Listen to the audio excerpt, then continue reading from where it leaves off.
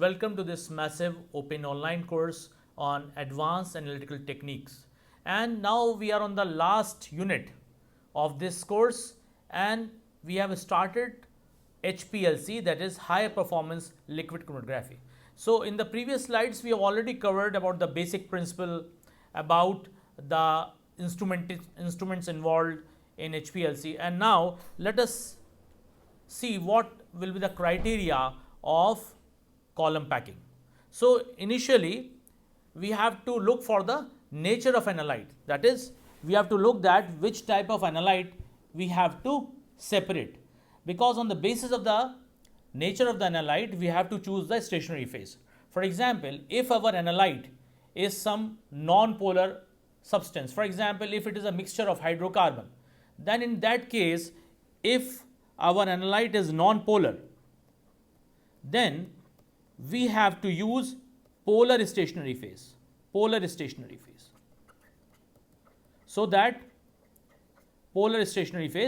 that the interaction between the non-polar solute and the polar stationary phase would not be too strong. Otherwise, if we take for example a polar combination, that is if we have a non-polar solute and we take a non-polar stationary phase, then the interaction will be strong and then elution will become a problem. So we have to have a combination of non-polar, polar. For example, if we have to separate a mixture of hydrocarbons which are non-polar substances, then we have to take certain polar stationary phase. For example, we have to take alumina, we have to take for example zirconia, we can take polyvinyl alcohols. Similarly, if our solute, if our analyte is for example it's polar, then we have to take certain non-polar stationary phase. And a very good example of non-polar is the C18 bonded silica. So it's actually a non-polar, then we have a polar non-polar interaction and the elution will be good. Similarly, we have to choose that which type of HPLC we have to use, whether we have to use the liquid partition or we have to use adsorption chromatography. So depending upon our requirement, we have to choose the mode of HPLC. For example, if we are going to separate certain biomolecules, then in that case we have to choose the affinity chromatography. Similarly, with regard to resolution, we have to look that which type of or how much resolved peak we actually need, which type of separation is there. And in every case RS must always be greater than 1.5, so that we can have well separated peaks.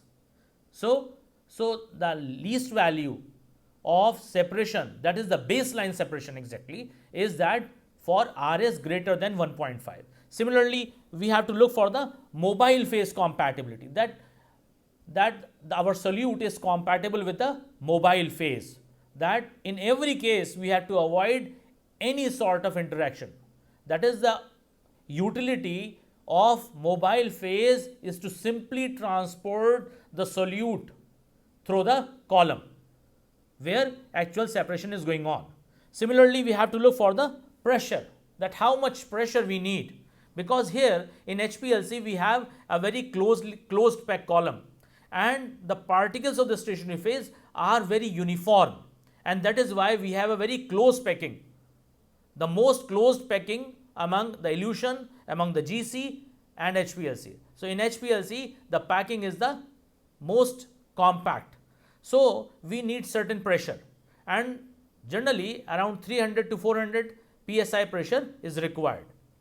So every time, the moment we change our solute, we have to look for all these conditions, that is for the nature of analyte, mode, which type of mode actually we require of HPLC, what is the resolution which is required. Similarly, we have to look for the mobile phase compatibility and the pressure.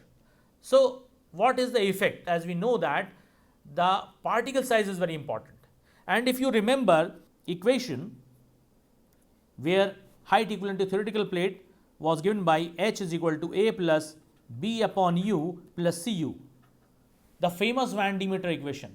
Now here this A is actually is depend upon the particle size. In fact, this A depends upon the diameter of the stationary phase packing particle. So you can see from this graph that smaller particles, you can see that the size of particles increases, the smaller particles have higher surface area and they have better separation. So at the same time, you have to look for the back pressure, because there is a back pressure also. And nowadays, all the HPLCs are equipped with a special type of pressure pumps, which actually minimizes the back pressure.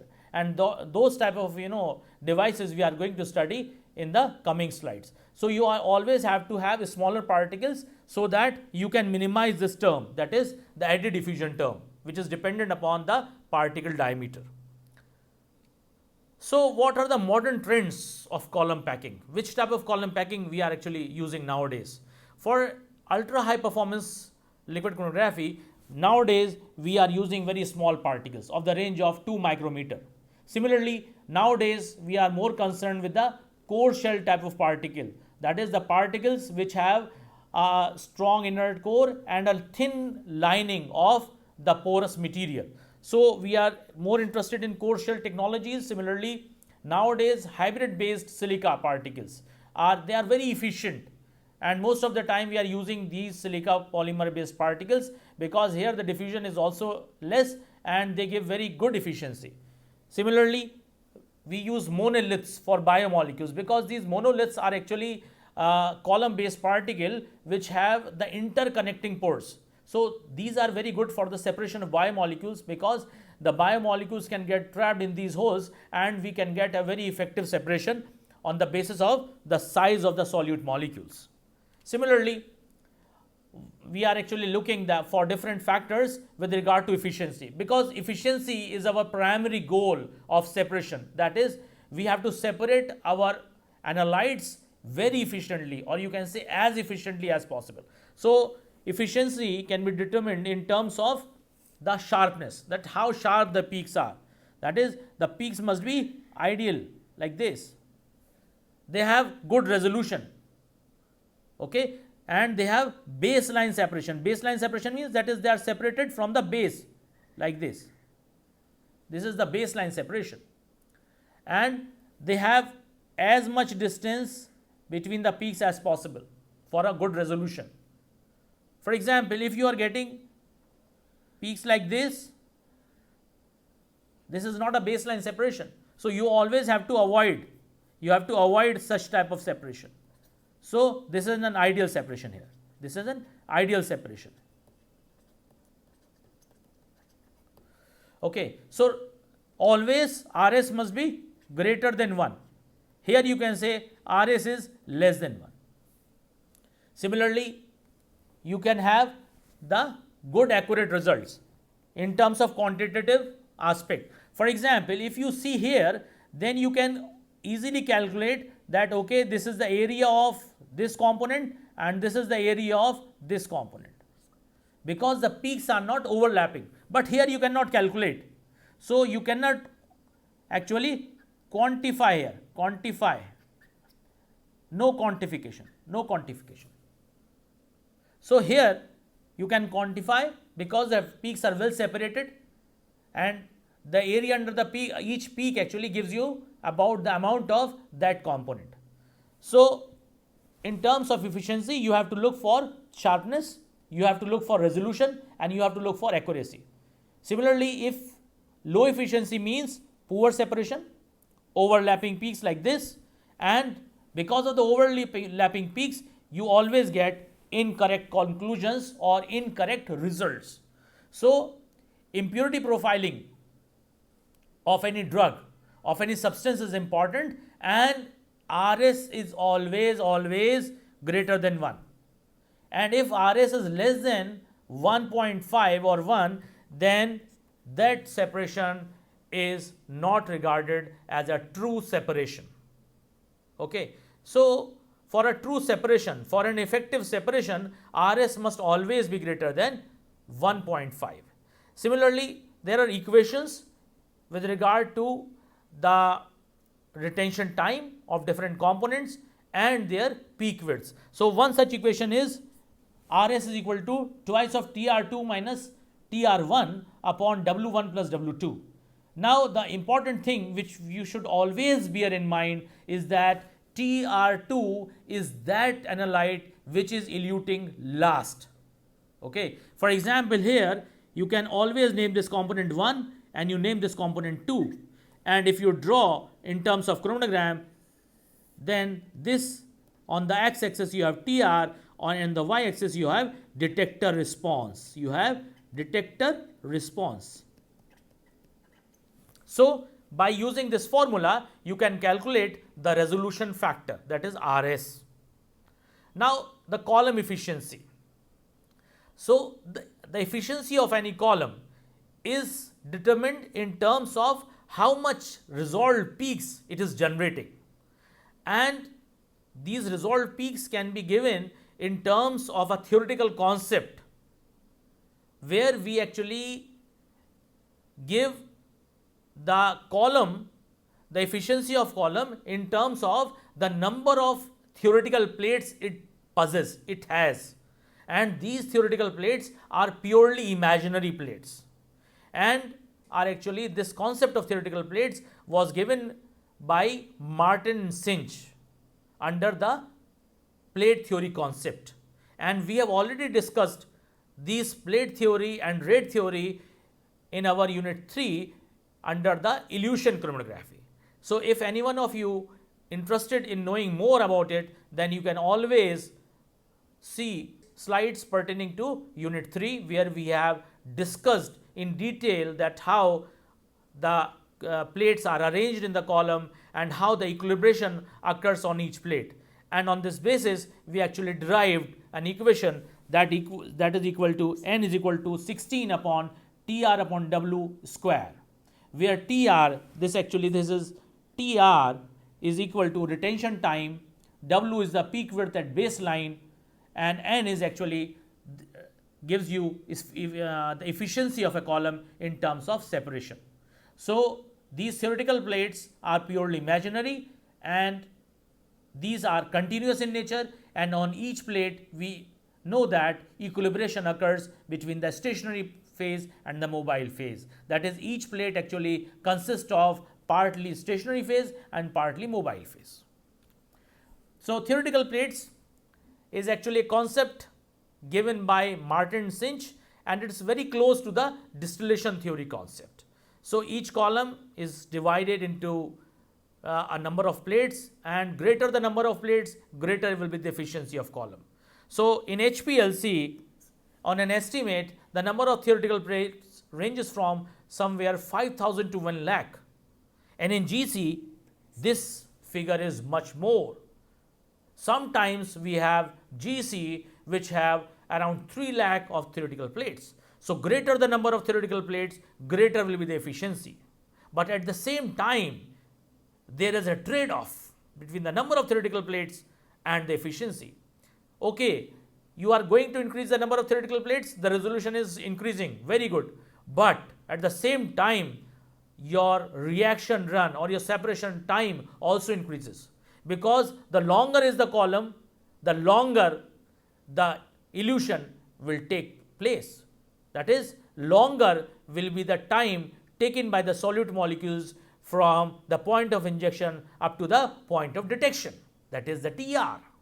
So you have to always check a trade-off, that is, okay, if you are increasing your column to a large length, then of course the number of theoretical plates will increase, but at the same time the retention time also increases, that is, the separation time will increase. So you always have to look that what is your basic requirement, and the equation pertaining to the number of theoretical plate can also be given as L upon H, where L is the length of the packed column. For example, you have a column, so the L is only that up to that where the column is packed. So L actually this, and H is equal to, H may be given as, for example, if these are the imaginary plates, then the distance between this is H actually. This is H. So N is equal to L upon H. Now, this H is equal to the height equivalent to theoretical plate, and smaller the value of H, higher will the efficiency. And in terms of Van Deemeter equation, which actually gives you a quantitative idea about the efficiency, then H may define as H is equal to A plus B upon U plus Cu.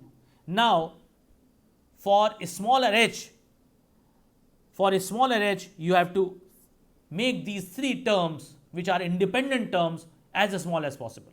So, an ideal column which has the best resolution must have the smallest h value.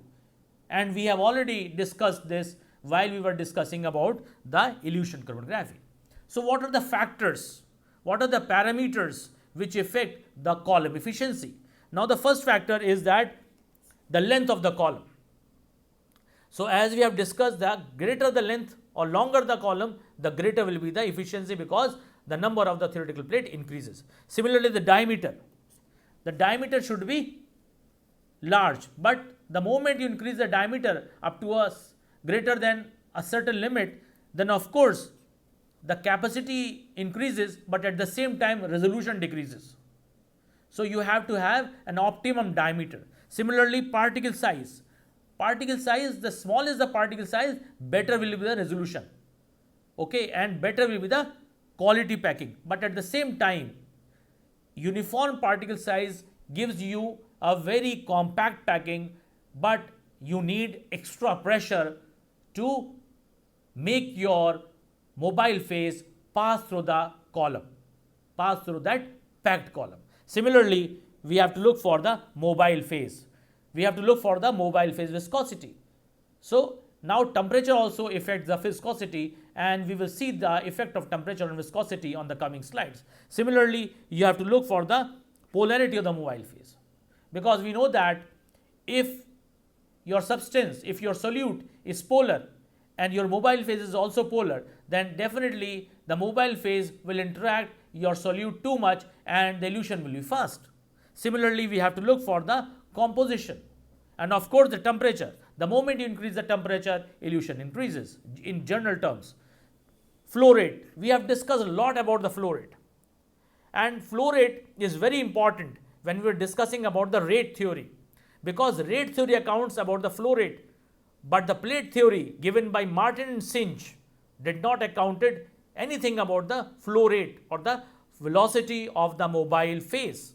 So, flow rate is important, and if the flow rate is too high, then what happens is that the Cu term in the Van Deemeter equation increases, that is the resistance to the flow increases. Similarly, if you decrease the mobile phase velocity too much, then the B upon U term increases, that is the band broadening starts or band broadening increases. So, you have to avoid too high or too low, and what you need optimum velocity, optimum flow rate. Similarly, temperature affects viscosity as well as diffusion. So, you have to have temperature is important, and we also discussed temperature in terms of its programming, that how we can have efficient separation where actually the components are having a difference of more than 20 or 30 degree in terms of their boiling point.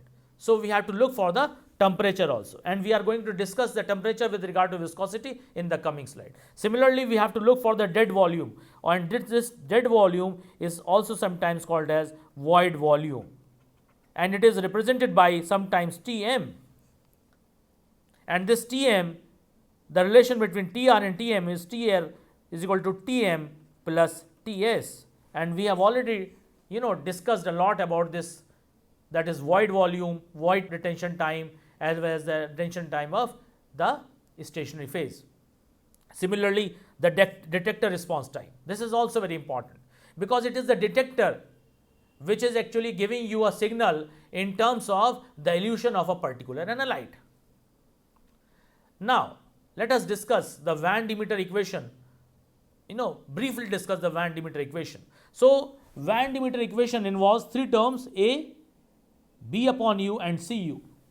A is actually the eddy diffusion, B is longitudinal diffusion, C is the resistance to mass transfer, and U is the velocity of the mobile phase. So each term actually has certain effect on the overall efficiency of the column. For example, A gives you an idea about the random walk of the molecule through the column, and it also accounts for the geometry of the column. It also accounts for the particle size of the column. Similarly, B accounts for the longitudinal diffusion, and this longitudinal diffusion, if you think in terms of this, then this longitudinal diffusion is like this. That is, it is minimum along the sides of the column. These are the sides of column, and it is greatest in the middle of the column.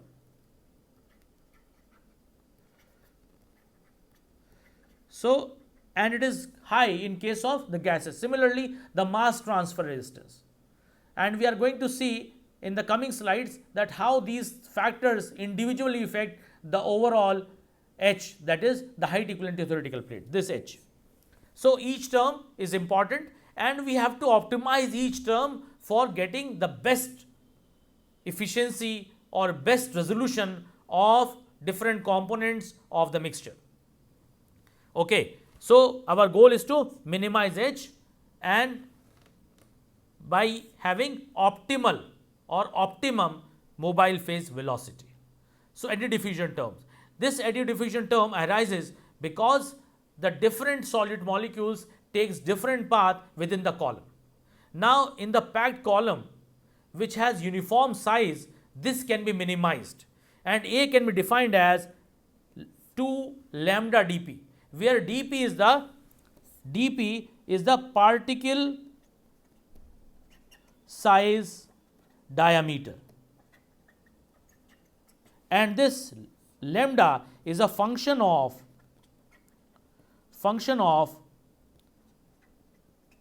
particle packing and column geometry.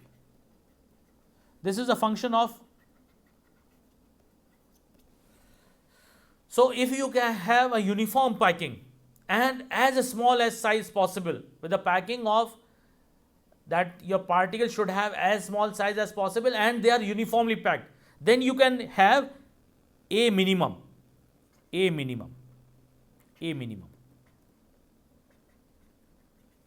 By having uniform packing and by taking the smallest particle possible. So because if all the particles are uniformly packed, then all the solute molecules will cover the same path through the column, and if they cover the same path, then A is minimized. That is, eddy diffusion term or eddy diffusion is minimum in that case. Similarly, the longitudinal diffusion, which is given by the term B upon U, and this is actually the natural diffusion caused by the flow of the mobile phase, and this is given by 2 gamma dm. This gamma is actually called as the obstruction factor. So this dm is the solute coefficient, solute diffusion coefficient, solute diffusion coefficient. Similarly, what happens is that every time you have to minimize this term, and this term can be minimized if you can have this B upon U, that is your velocity, mobile phase velocity is optimum, and optimum means towards higher end,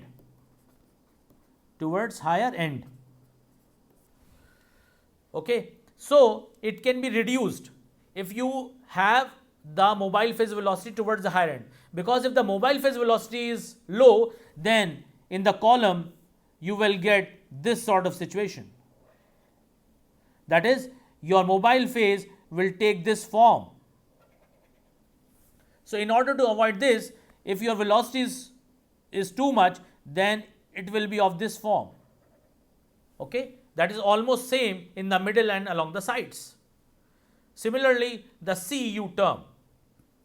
Now this CU term is composed of CS plus CM, that is the resistance offered or experienced by the solute mole in the stationary phase and in the mobile phase. This is CS upon CM. And if you have a thin film, then you can always minimize it. So what are the ways which you can minimize this CU term? By taking small particles, by taking thin films of your stationary phase, and by increasing temperature. So this CU term actually arises because of the difference in the equilibration of the solute particle with regard to mobile and stationary phase. Okay, so this can be controlled by controlling these factors, by taking a small particle size, by taking thin film of stationary phase, and of course by a high temperature. So this Van Deemeter curve optimization, we have already done it, and now the important thing is that we have already optimized it. We have drawn a curve like this, and it was actually here HETP was there on the y-axis, and on the x-axis you have optimum or velocity was there, and at this point of time we have this was h, and we have already discussed this is the minimum value of h at the specific velocity, that is called as the optimum velocity. Here we get the optimum velocity. This star is representing the optimum velocity. So we have already discussed about this equation. So if the velocity is too slow, then diffusion dominates, and if it is too fast, then the mass transfer dominates. So you have to have an optimum value, and for example, for a typical HPLC, the flow rate you have to take is around 1 ml per minute. So this is actually the optimal rate where you can have the maximum number of height equivalent to theoretical plate, and maximum number of HETP means the best efficiency possible with RS always greater than 1.5. Here we summarized all the factors. So in terms of length, if you increase the length, the efficiency increases, but at the same time the run time also increases. So again there is a trade-off between the length and the time. Similarly, the diameter of the stationary phase particle size diameter, if you decrease the diameter, then you can actually control the band broadening. Okay, so you actually minimize the band broadening, and the sharper are the bands, the ideal is the separation. Similarly, the particle size, if you decrease the particle size, you actually increase the efficiency of your column, and at the same time, because of the extra packing of the small particles, you have to use a high pressure, comparatively more pressure, sometimes greater than 500 psi, greater than 500 pound second per inch psi. Okay. Similarly, with regard to packing, if you have uniform packing, we know that you have minimized A, that is called as the eddy diffusion. So this is how actually you interplay with certain factors with respect to the efficiency of the column. So you can see that if you have taken a 3 micrometer particle, then actually you have increased n rather than taking a bigger particle. So mobile phase parameters. So we have already discussed a few things about mobile phase. Now we can have very specific, we can specifically discuss the significance of mobile phase. So initially let us take the example of viscosity. Now if you have a high viscous mobile phase, then it will diffuse very slowly, and if the diffusion is slow, then it will lead to poor efficiency of your column. Similarly, the composition also affect, because the moment you change the composition, for example, if you change the mobile phase polarity with regard to the solute, then of course the interactions will change, and that will affect the overall separation. Similarly, temperature. If The higher temperature means lower viscosity, and lower viscosity means faster mass transfer. So this is actually the relationship between viscosity, temperature and mass transfer. Similarly, pH. pH is very important because it affects the ionization, and it also have effect on the retention time. Similarly, additives. Additives can suppress the peak tailing, because if you add certain additive, then you actually facilitated the interaction of the solute with the mobile phase, and if you facilitate it, then the solute actually goes out from the column quickly, and that will suppress the tailing. Tailing means this is tailing. So you can suppress the tailing by changing the interaction of the solute with the stationary phase. If the interaction with of the solute with the stationary phase is maximum, then you will get tailing. If you can minimize that interaction, then you can actually suppress the tailing part. So by suppressing the tailing, you actually improve the efficiency of your separation.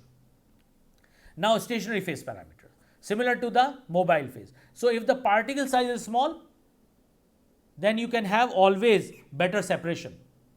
Similarly, pore size, it controls accessibility. Now if you remember, we have seen that when we were discussing about the various particles, for example the monoliths, the pellicular particles, the porous particles, then actually the porosity is also important. If the pores are proportional to the particle size of the solute, then those solute molecules actually go into the pores and they are going to stay there for some time, and that actually retards the elution. So pores are very important.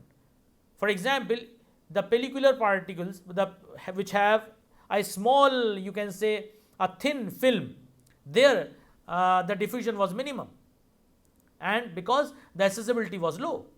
Similarly, the surface chemistry, this is actually comes into play when we talk about the selectivity. For example, if we somehow make our stationary phase selective, for example by induction of phenyl group, you actually increase the pi-pi interaction, so the stationary phase becomes a little polar, so it will attract the polar solute molecules, and then the interaction will increase between the polar groups.